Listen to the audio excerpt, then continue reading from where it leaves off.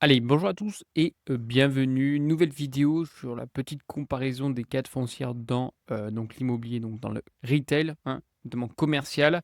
Son cadre foncière américaine, évidemment la plus connue, comme vous le savez, c'est Realty Income.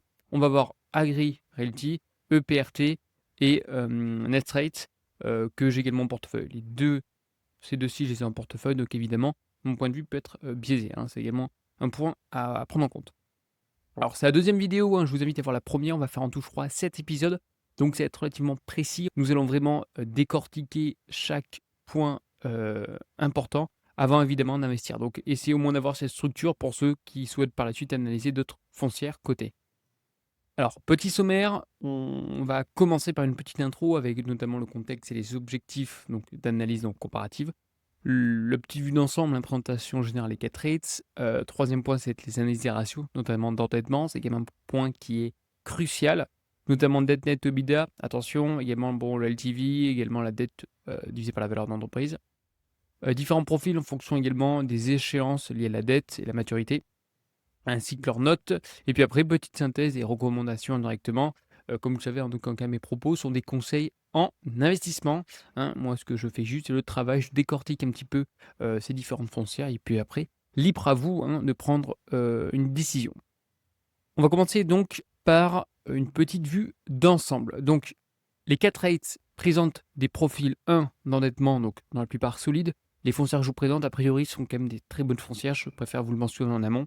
Hein, mon objectif, c'est mon temps est précieux, hein. Donc, les coquilles, hein, les boîtes qui sont, je trouve, de moins bonne qualité, je préfère tout simplement ne pas les présenter, sauf si vraiment j'ai une demande voilà, d'un abonné premium. Mais dans l'absolu, voilà, je me contente de vous présenter des boîtes de qualité que je souhaiterais en tout cas, du moins, avoir au sein de mon portefeuille. Donc EPRT, on est donc sur une très belle boîte, très bien gérée, dette EBITDA à 3,4, c'est excellent. Pour moi, ma limite, voilà, on va varier sur net rate 6, voilà, 6-7, c'est vraiment ma limite. Notamment, on a beaucoup de foncières canadiennes qui ont des dettes net EBITDA qui dépassent les 7, 8, voire 10. Donc attention. Après, on a l'habitude également que certaines structures, comme WDP que j'ai au sein de mon portefeuille, donc c'est Wells Depot, ils ont l'habitude d'avoir une dette net EBITDA supérieure quasiment à 8. Bon, ils vont limiter à 8, mais attention, hein, ça commence à être conséquent, donc essayez au moins d'avoir dans votre portefeuille des valeurs qualitatives avec des dettes net EBITDA aux alentours de 3-4, c'est très très bien. Dette nette divisé par la valeur d'entreprise, on est quasiment donc à 25, ce qui est très très bien. Note de crédit, on est sur un triple B, c'est pas non plus excellent comme Realty Income, mais voilà, c'est quand même pas mal. En tout cas, je préfère le triple B+, du côté de ADC. Dette fixe, très bien, on est à 100%, ça c'est un très bon point. Et après, coût de la dette, généralement sur les foncières américaines, on est supérieur hein, aux foncières européennes. Sur ce point-là, on est quasiment aux alentours de 4, je viens de vous dire. Et généralement, plus les foncières sont grosses, plus le taux est faible. Au niveau de la gestion financière, c'est très bien, hein. ADC, c'est pareil. Bon, une légère dette EBITDA un peu plus importante. Pareil, au niveau valeur d'entreprise entre 24 et, pardon. Au niveau de la dette divisée par la valeur d'entreprise, on est entre 25 et 30. Le score, on a un petit peu meilleur. Bon, voilà, c'est similaire. Les deux premières, je viens de vous dire, sont plutôt similaires. C'est un petit peu, c'est ce qui se paye le plus cher, hein, parce que c'est un petit peu le plus qualitatif. Rating Income, attention, donc on dépasse un petit peu plus, 1,3, mais encore une fois, c'est bon. La petite dette, on est qu'à 35%, c'est bon. Note, crédit, on est quand même dimanche sur du A, donc ça, c'est excellent. Dette fixe 94, coût moins de la dette, c'est pas précisé, mais bon, à mon avis, on est aux alentours de 4, à mon avis, peut-être en dessous, vers 3. Il faudra que je regarde sur le rate. Et gestion, bon, quand même assez prudente, on est assez diversifié, mais on est sur un gros mastodonte. Net rate, on est quasiment à 6 et pro forma, on est à 4,7.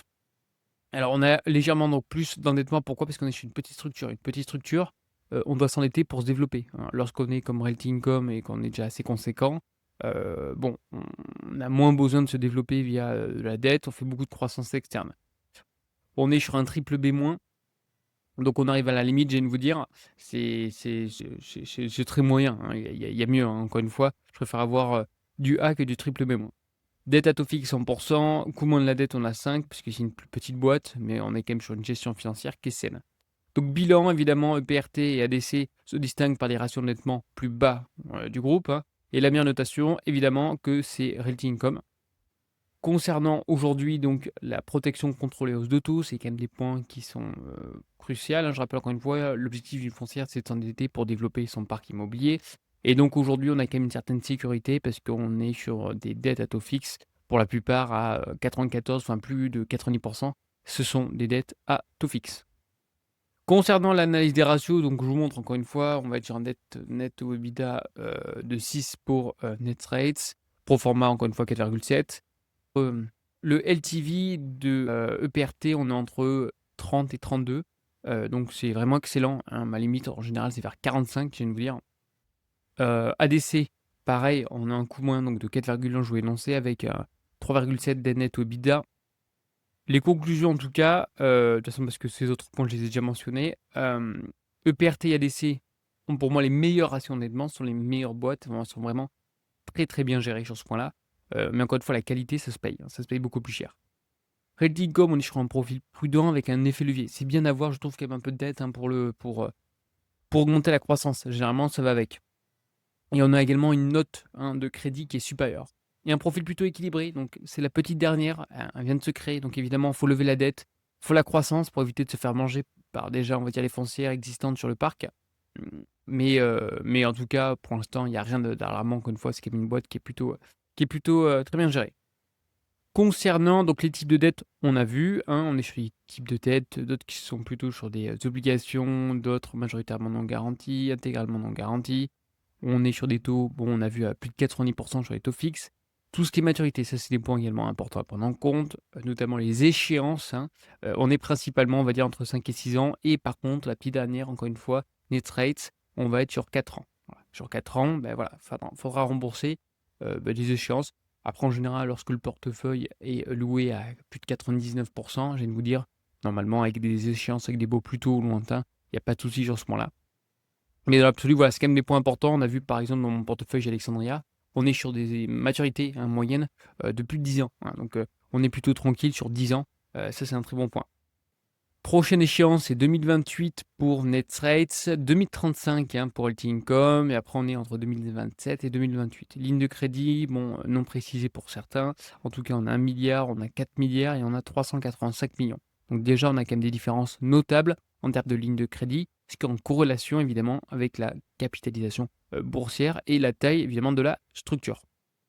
Concernant les échéances, donc on a vu, hein, là on est sur Income. On va voir par la suite encore Income.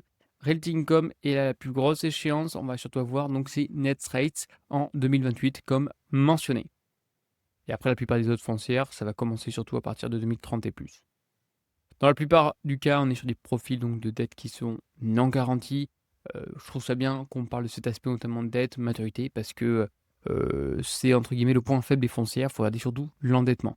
Il faut absolument que, le parc soit loué. Voilà, indispensable. On est limite à vacances locatives. On génère donc des flux, hein, des revenus. Et d'un côté, il faut que la partie dette soit très bien gérée. Donc point fort, on est quand même sur des taux fixes. Ça, on l'a mentionné, 99%, enfin 94% pour certaines et 100% pour d'autres. On a quand même des échéances qui sont bien échelonnées, ça c'est important. Sans mur de remboursement, donc imminent, parce que des fois on est sur certaines foncières. 2028, on a une échéance qui est très très importante. C'est-à-dire, par exemple, NetRates, on a 25% aujourd'hui de la dette totale. Donc voilà, on peut largement l'absorber. Par contre, voilà, 2029, on augmente légèrement, 30%. Et on a certaines foncières, ça c'est quand même des points importants, je vous le dis à titre indicatif. Il faut rembourser des fois sur 50, alors c'est rare, mais des fois on est sur des pourcentages de la dette totale qui sont conséquents. Encore une fois, EPRT et ADC, on a quand même une très belle approche. Encore une fois, avec des coûts similaires, pour moi, les deux se ressemblent énormément. Income utilise le papier commercial pour optimiser son financement et surtout son track record, sa taille, sa structure, leur savoir-faire. Encore une fois, ils peuvent davantage renégocier. Et la petite dernière, un peu plus récente, maturité plus courte, coût légèrement plus élevé, ça fait partie du jeu, hein, encore une fois. Il faut qu'elle montre, il faut qu'il y ait un track record qui soit plus important. Mais on en parlera par la suite lorsqu'on va parler de locataires, des flux, ainsi de suite. Je rappelle encore une fois, il y aura à peu près 7 vidéos.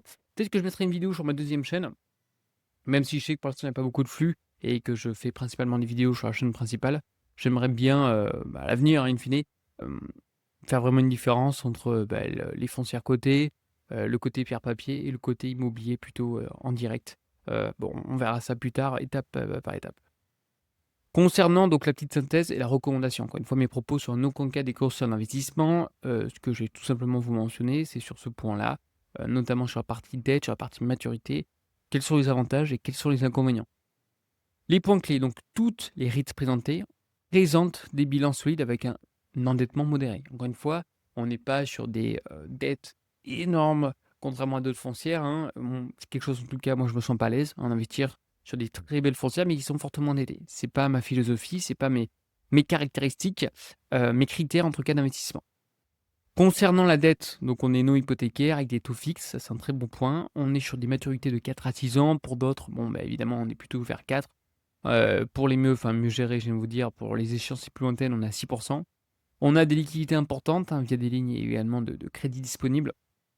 Concernant, je viens de vous dire d'un point de vue, fondamental, les 2 boîtes qui ont le risque selon moi le plus faible, ça va être EPRT et Agri, sur les 2 meilleures boîtes et mieux gérées pour moi. 1, on a un bilan qui est très conservateur, on a un dette net EBITDA inférieur en tout cas à 4, donc c'est un excellent point. Une notation qui est très bonne, on est quasiment, sur de la dette qui est non garantie, des échéances lointaines, on a une liquidité qui est importante et pour d'autres, on n'a aucune échéance avant 2028. Donc ça, ce sont des très bons points. On a de la visibilité, hein, et même en termes, on verra par la suite, parce que là, EPRT, on est principalement sur du sale-leaseback, Agri Realty pareil, très, très belle boîte. Donc en tout cas, voilà, les pour moi, ceux qui gèrent le mieux, entre guillemets, la partie, dette, ça va être ces 2 foncières en question. Concernant Realty Income, pour moi, on a un risque modéré. Déjà, le premier point qui est excellent, c'est, la meilleure notation. On est quasiment sur du A. Alors, pour certains, ça reste un critère majeur. Pour moi, non. Pourquoi? Parce qu'on va être sur des boîtes qui notent. Alors, ils font bien le boulot, hein, mais pour moi, c'est pas forcément, la science infuse, hein, comme on a vu en 2008-2009. Ces boîtes-là en question tout simplement ont pas fait correctement leur job et donc on a eu la crise avec la titrisation, en 2008-2009. Bon, 1er point. Bon, avantage, papier commercial pour optimisation du financement. C'est-à-dire aujourd'hui, on a une track record qui est important, on a un savoir-faire pareil qui est important et donc on a un taux, qui est plus faible que l'ensemble des foncières en question. Le premier temps, c'est quand même quand on est sur une très, très grande structure, donc on est un petit peu moins agile. Donc je vais vous dire, recommandé pour les investisseurs plutôt équilibrés et on paye ça moins cher, hein. On en parlera plus tard sur une autre vidéo, mais ces 2 premières se payent vraiment très cher. Celle-ci un petit peu moins, je crois qu'on a 12 fois à peu près le price FFO et net rate, c'est encore moins. Là, on est sur risque modéré, on est sur une plus petite structure. On a un bilan en amélioration, dette entièrement non garantie. Potentiel, donc on a quand même un levé d'exploitation avec une amélioration attendue. On est plutôt, je viens de vous dire, pas sur du value parce que je crois qu'elle a bien repris, mais voilà, on n'est pas forcément sur une foncière ultra qualitative sur du corps comme on a sur les 2 premières. Là, on a un peu plus value, qu'on paye ça moins cher et on attend potentiellement une croissance. On verra également qu'aujourd'hui, pour moi, cette foncière est sous-valorisée, contrairement aux 2 autres où elles sont plutôt survalorisées. Donc petite conclusion, donc les 4 REITs sont bien positionnés, hein, avec un environnement, des taux élevés, on est aux alentours de 4. Le choix entre ces REITs dépend principalement du profil de risque, encore une fois, de l'investisseur et de ses objectifs de rendement. EPRT et ADC, on est sur une sécurité financière pour moi qui est maximale, tandis que Realty Income et Netrate présentent un profil légèrement plus agressif avec un potentiel de rendement supérieur. Encore une fois, mes propos sont en aucun cas des conseils en investissement. N'hésitez pas à creuser de votre côté dans le détail. Je suis curieux également d'avoir votre avis, hein, sur ces 4 foncières. Et puis je vous dis, pour les prochaines vidéos, on va avoir 4 ou 5 encore une fois. Si vous avez des questions, n'hésitez pas. Allez, ciao ciao, bye bye.